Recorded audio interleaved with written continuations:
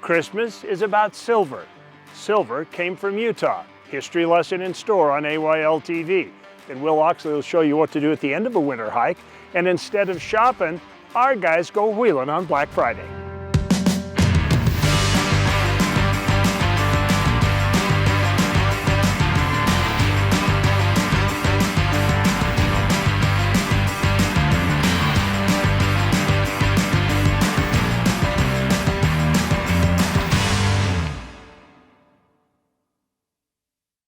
Hey, school is in session, but you're not going to want to play hooky. Hi, everybody. Welcome to At Your Leisure today. I'm Chad Booth. We are down here near St. George with a great midterm location to learn about the history, the mining history that really propelled Washington County in the early days after the pioneers settled the area. Of course, my fellow students today are Ron Perry, Honda World, and Danny Holland, who is the general manager of Honda World in Salt Lake, and they signed up for this, and I don't think they know yet that there's going to be an exam at the end. Okay. Our instructor is Glen Zumwalt today, and Glen has a mining engineering background. He's been in the side-by-side and ATV business for a long time, and after his second retirement, he got involved in the history of this area and lives down here. So you are in for a rare treat with the renowned professor for today's school.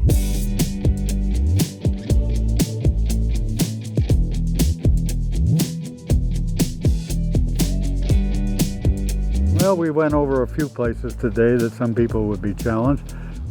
We would call this an intermediate route. It isn't one that is an expert type route, but it is certainly got some cambers and some rock crossings. And the stream crossing that we did, nobody had to get pulled out. They all got through.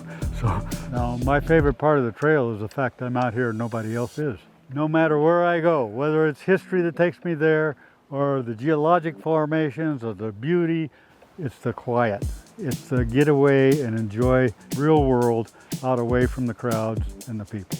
This is a sanctuary to me. It'd be great for couples to come down here. Be good for families, kids to come down and learn a little bit about the mining and some of the history here in southern Utah. This is only 3.5, 4 hours away from our dealership in Salt Lake. Be a great weekend trip for anyone to come down. If you guys have questions about this ride or about where to go this time of year when it's a little bit colder in Salt Lake, come and see us. We've got a lot of great ideas. We know a lot of really fun areas to go down and explore and to get out of the cold this time of year. So come and see us. We've got a lot of great ideas for you. So it's a good place to come out. You can choose. You don't have to take the gnarly routes. There are routes out here you can just wander around and see the country and see a lot of the old mining history without getting into the more difficult places.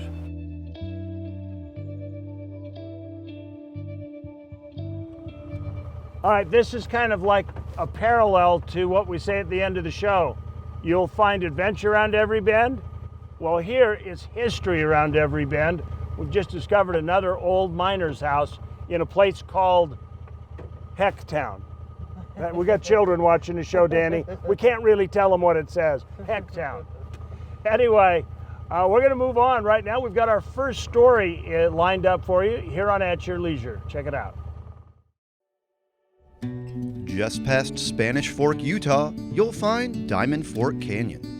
All year long, this place offers a cacophony of recreation opportunities, but by far the most popular attraction is Fifth Water Hot Springs. During the winter months, the snow may keep some people away, but for others, it's the reason for the season. My favorite time to hike, actually. It's more refreshing. You don't get too hot hiking up here. To use these hot springs behind us. It's been a beautiful day so far, beautiful hike. First time hiking in the snow this season. Pretty smooth incline the whole time, only about a couple miles, so it's pretty easy. Yeah, I've been up here a few times. I think the first time I came up here, I was like 10, came with my family. I've actually never hiked in the winter at all, so I just was telling the group on the way up that I prefer it. It's way better weather. I'm not dying of heat and there's less people, so that's always a plus. I was expecting to be a lot colder and I was expecting my feet to get a little more wet, but it's not bad at all. And like, I'm warm, I'm happy. It's really nice actually.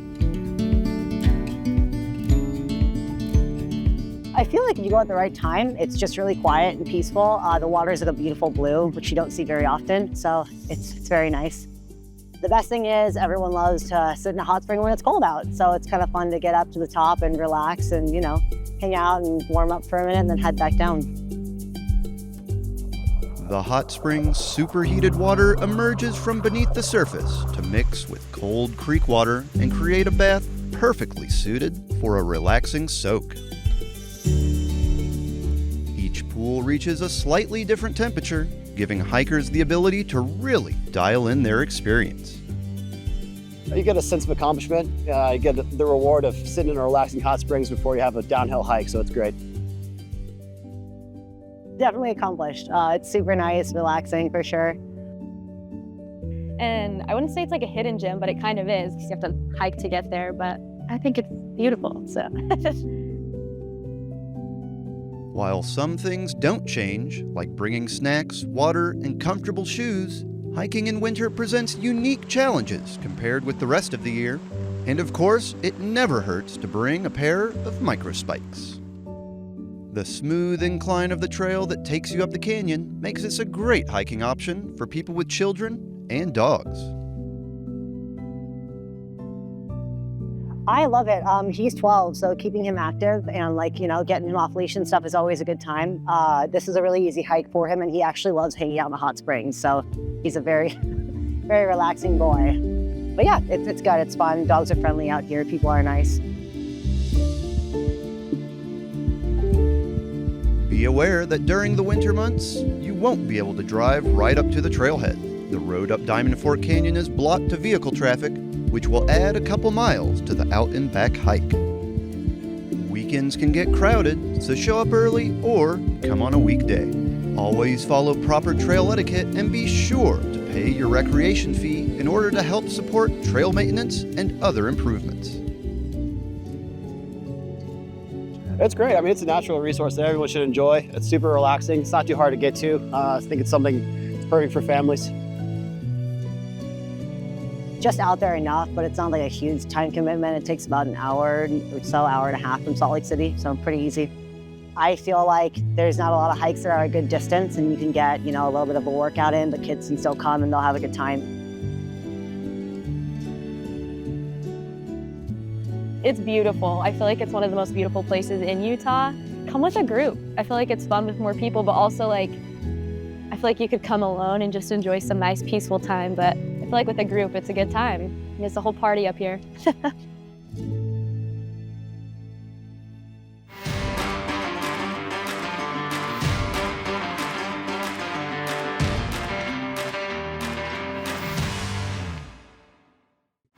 Welcome back to At Your Leisure. We are down here at Silver Reef, and you may have noticed in the last couple of weeks that all of a sudden there are a lot of Honda World commercials on At Your Leisure. That's because Honda World is our newest family member in the At Your Leisure family. They've joined us as a sponsor. Ron Perry is one of the original Perrys that started putting Perry Brothers together. They opened up their first shop in what, 1971? 71. Yeah. And then Danny is the general manager, and he also happens to have some special connections with Ron, and he runs the store. So tell us a little bit about Honda World history. I'll leave that one up to you, Ron.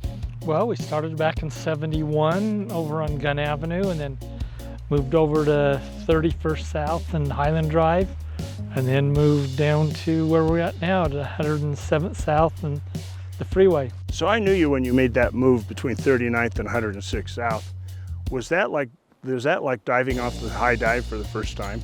Yeah, especially to everybody else. Everybody else thought I was crazy, but no, I thought it would work out great, and it did. Yeah.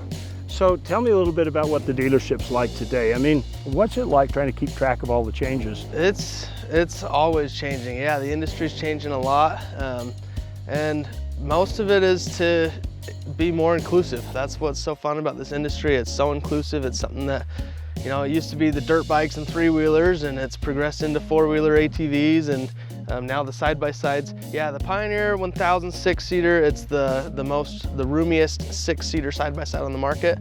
But yeah, again, it just goes back to more inclusivity. It's something that you can get the whole family, you can get a bunch of buddies together, you can go do, your hunting trips, your trail riding trips like this where we're going out to see some really cool historical sites. So even with all the new models and everything, there are families like the Johnsons, who are other set of hosts for the show. Okay, they got 3 kids. Hendrix is 8, and he's on a dirt bike. And then of course the girls and mom generally are riding in the side-by-side, and then dad's on a dirt bike too. Is this really a mix and match industry for a family? Absolutely, yeah. It's so easy to mix and match and find what's comfortable for, what's comfortable for one kid might not be comfortable for someone else, and one adult might like dirt bikes and one might be more comfortable in a side-by-side or on an ATV. But yeah, you really can get the whole family out and get them all involved. Well listen, we're really thrilled to have you on board. Tell us a little bit about your hours. And the easiest way for people to get there, because some of them may give up if they're coming from the north. Yeah, we're right between 106th South and 114th South, just on the west side of I-15 on the frontage road. Mm-hmm. You can get to us from 114th and you'll just pass the Walmart Sam's Club right there. We're by a big Volkswagen dealership there. Or if you go from 106th South, you're gonna exit the freeway going west and make a U-turn at that light, turn right onto the frontage road, and we're just right there on that main frontage road. Good to have you guys on board. Honda World's been with us in the past, and they're back to join us to keep bringing you great programming. So we're gonna keep making our way around Silver Reef with Glen Zumwalt. And right now we'll take a commercial break. We'll be back with more At Your Leisure in just a minute. All right, another quiz time. Welcome back to At Your Leisure. We are paralleling Leeds Creek, and we are at the Cobb Mine, and it's got 2 B's, so it's not corny. I am, but it's not. So, all right, so we've run across this piece of machinery, and before Glenn tells us what it is, I'm gonna take bets. I think it's a tractor missing a front wheel. Yeah. What do you think, Ron? I would say it's a compressor. Oh, you cheated. The test is over. Tell us a little bit about this, Glenn. Why would this be out here on a mine that was, I mean, I didn't even know they used things like this in mines back then. Well, it's an old compressor, and it's probably steam driven with a steam motor and belts that drove around the big pulleys you see. And the reason you have a compressor at a mine like this is so you can run compressed air into the mine and run air tools. The only air tool that probably was being used back in the 1870s, 1880s was probably a jackhammer. Jackhammers were around, drills were not, but jackhammers could be used underground, and that's why if you had a big enough mine and you could spend the capital to put in a steam boiler and an air compressor, you could be more efficient mining.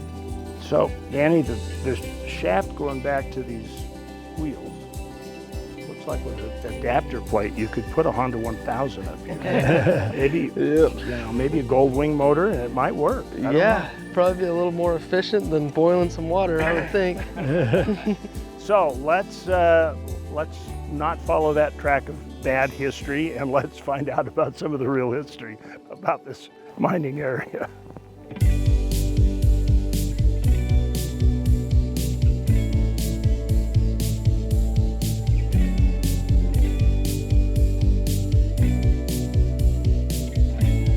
Well, I'd say number one, go to the museum. The museum gives you the story and gives you all the pieces of the puzzle of why this was a prosperous town and why the people lived here, how the silver was mined. And they also have a little trail guide for things that you can see right out around the museum that are also available on videos.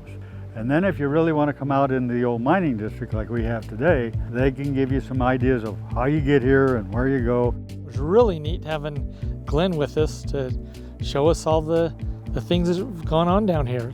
It's amazing, all the history. If you just dig it up and try to figure it out, or bring somebody like Glenn along. Come out by yourself if you like. It's a great place to come and see. Just because the weather is perfect. It's beautiful down here. I just really like it a lot.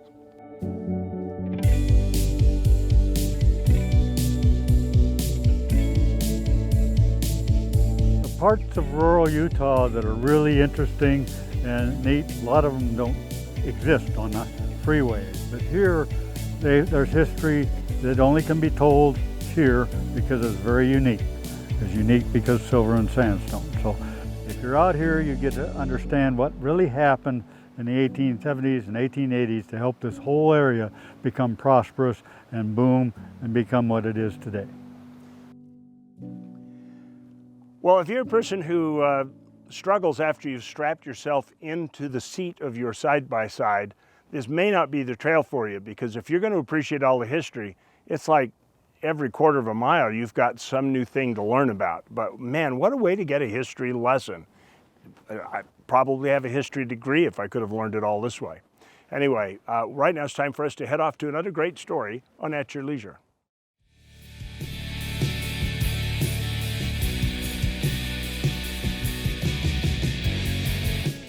Hey, it's Black Friday and we're doing our annual Salt Lake Off-Road and Outdoor Expo Black Friday wheeling trip. We decided to head out to 5 Mile here on Rattlesnake.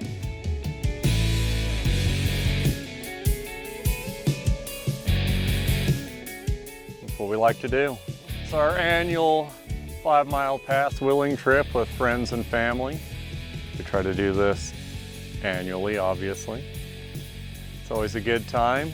We love getting out together with our friends and family and exploring 5 Mile Pass. Sometimes we check out different areas, but it's become a tradition to get out every year and work off some turkey dinner after a good night's rest.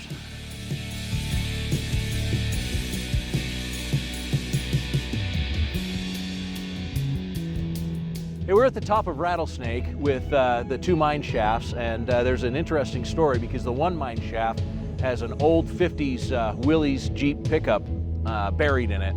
I know lots of people have seen it. The story is actually that's my friend's Jeep that's down there. His name was Mark Hofnagel, and our buddy Tony Balliff. They'd skipped school, they were playing hooky. I was supposed to go with them, but I had a test, or I had something that I just couldn't skip. And so I told him no, I'd catch him later. And at the time, none of these mine shafts were blocked off. There was a teeny tiny, about waist-high chicken wire fence. And Mark came barreling up the trail and drove straight down this mine shaft.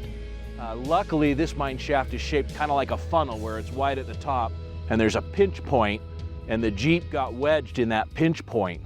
And they crawled out the back window. Both of them got hurt fairly well, and they were there for several hours until a couple of guys on quads, 4-wheelers, came up and stopped for a smoke break and heard them yelling and found them.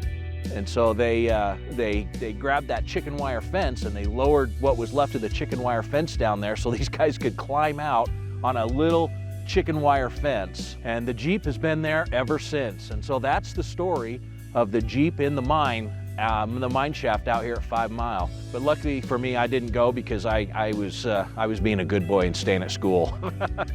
So the moral of the story is don't skip school, boys and girls. Actually, the moral of the story is don't drive down mine shafts.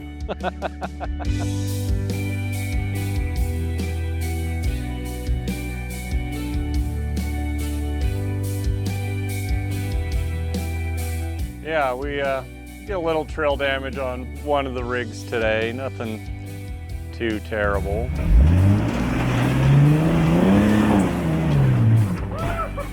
The cool thing is that Rocky Mountain Extreme, which is a local online community, has adopted this trail and several others, and we appreciate them and all the hard work they do keeping it clean and making sure that we have access to fun local areas. And they're a great group of people, and they've got a lot of knowledge and information on that bulletin board. And with that, we want to make sure that we keep our access to the trails open. We want to stay on the trails. Don't be making new shortcuts. Keep the trail in good shape.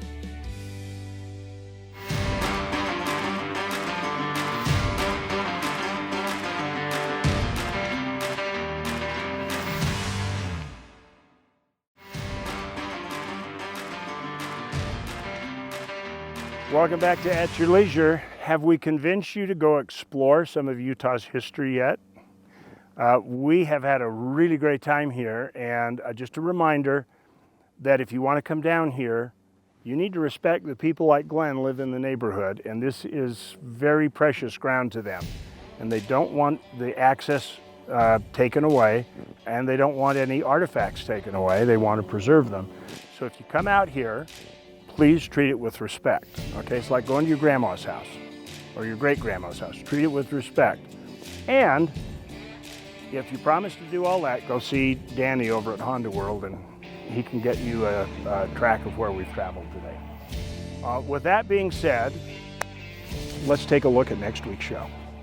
Next week, Skylar and Heather Dykstra are doing some Christmas wheeling at the Tintic Tunnel as they head out to Little Moab. Then, Reese and Marianne Stein are getting a look at some flying deer at the Hardware Ranch. And finally, we're getting an in-depth look at traditional German Christmas marketplace that happens every year at This Is the Place Heritage Park. Now, let's take a look at our contest winner. This week's contest winner was submitted to us on social media by Joyce Jacobson, and it looks like Joyce is the lucky winner of a new portable air compressor from EasyFlight. Now, EasyFlight is the best way to keep a great and powerful compressor on your rig at all times. Visit easyflight.com for more information, and if you're interested in purchasing one for yourself, be sure to use code AYL10 for an exclusive discount. Congratulations, Joyce, and be sure to message us on Facebook or leave a message at 801-947-8888 to claim your prize.